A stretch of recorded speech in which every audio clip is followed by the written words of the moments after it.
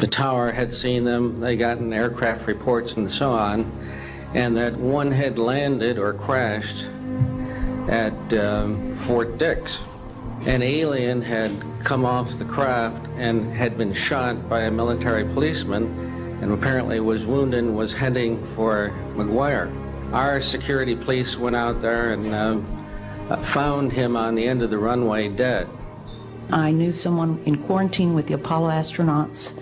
He told me that the Apollo astronauts saw craft on the moon when we landed. That's one small step for man, one giant leap for mankind. According to leaked government documents and photographs, Armstrong did not just see the barren landscape, but something much more significant. Many of you know that my maternal uncle was the senior project engineer who built the lunar module that took Neil Armstrong to the moon. And yes, we did land there.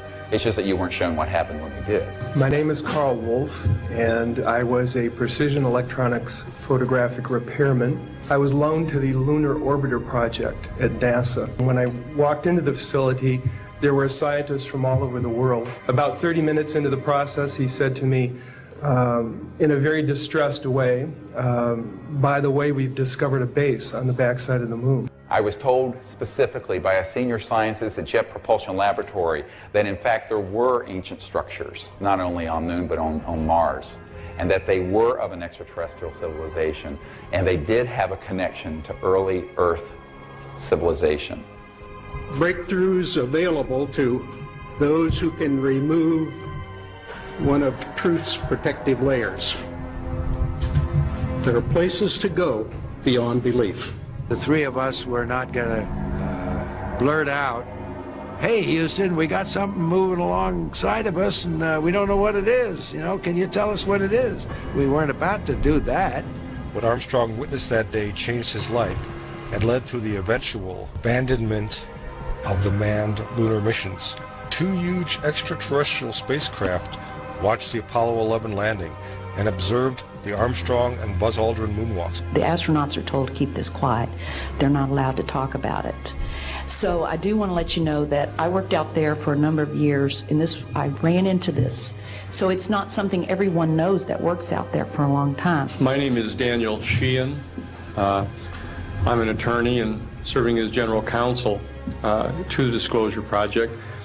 I'm a 1967 graduate of Harvard College in American Government Studies and Constitutional Law. Ms. Marcia Smith, who was the director of the Science and Technology Division of the Congressional Research Service, she asked to meet with me, and I met with her, and she informed me that President Carter, upon taking office in January of 1977, held a meeting with then the Director of Central Intelligence, who was George Bush Sr., and demanded that the Director of Central Intelligence turn over to the President the classified information about unidentified flying objects and the information that was in the possession of the United States intelligence community concerning the existence of extraterrestrial intelligence.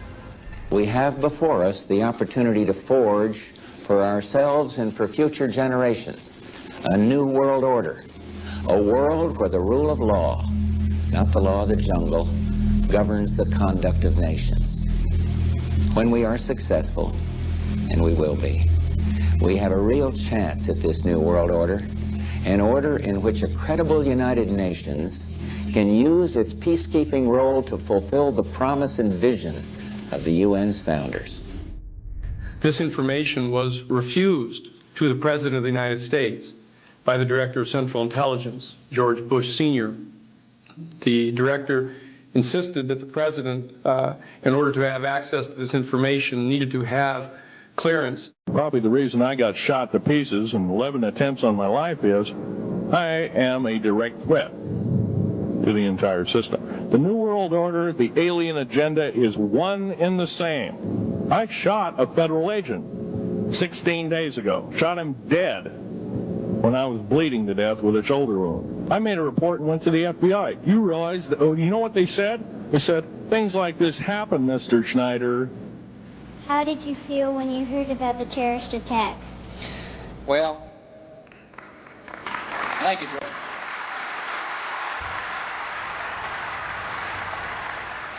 Well, Jordan, you're not going to believe what state I was in when I heard about the terrorist attack. I was in Florida. I was sitting outside the classroom waiting to go in, and I saw an airplane hit the tower.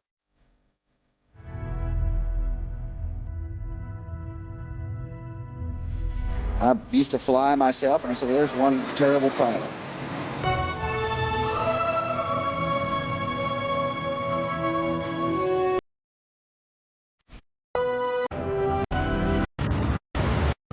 With the 911 important, just to get no evidence of a plane having crashed anywhere near the Pentagon. To my right here is Joel Suckerman. He is the assistant managing editor of USAtoday.com. He witnessed the plane crash into the Pentagon. Joel, tell us what you saw. Well, while listening to the radio reports of the World Trade Center problem, there was a sonic boom, and looking straight ahead, there was a jet, what looked to be an American Airlines jet, probably a 757. So it looked to be maybe a 20. We talked to dozens of people in this picture. My car. It's too big for me, man. I'm a small man involved in it. This is their event, but they used you, right? What people need to understand is the secrecy around UFOs and extraterrestrial intelligence really has nothing to do with ETs. It has to do with humans and the power that is resting in large corporations and financial interests that do not want you to know the truth. I think all of us have a sense, if we imagine the kind of world we would face if the people who bombed the mess hall in Mosul, or the people who did the bombing in Spain, or the people who attacked the United States in New York, shot down the plane over Pennsylvania and attacked the Pentagon. Something I want to correct right off the bat, there were some discrepancies in... Our Brian Conway is Brian. Police here have confirmed that where this plane went down, debris from the plane, and they identified it specifically as being from this plane. Why would debris be located 6 miles away? Could it have blown that far away? Seems highly unlikely. It certainly leads to a number of questions.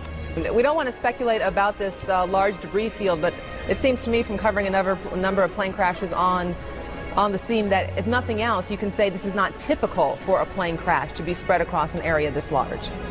It certainly doesn't make sense. I've seen the pictures. It looks like there's nothing there except for a hole in the ground. Basically, that's right. Nothing that you could distinguish that a plane had crashed there. Just let me assess, how hard was the evidence you had something like this was going to happen, and why don't you think American intelligence was onto it?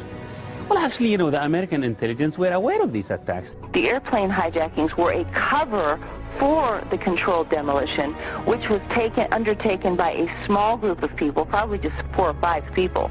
We are never going to know who they are. In August of 2001, I was told to stay out of New York City because the attack was considered imminent. We expected mass casualties and a possible miniature thermonuclear strike. However, I want to be very clear.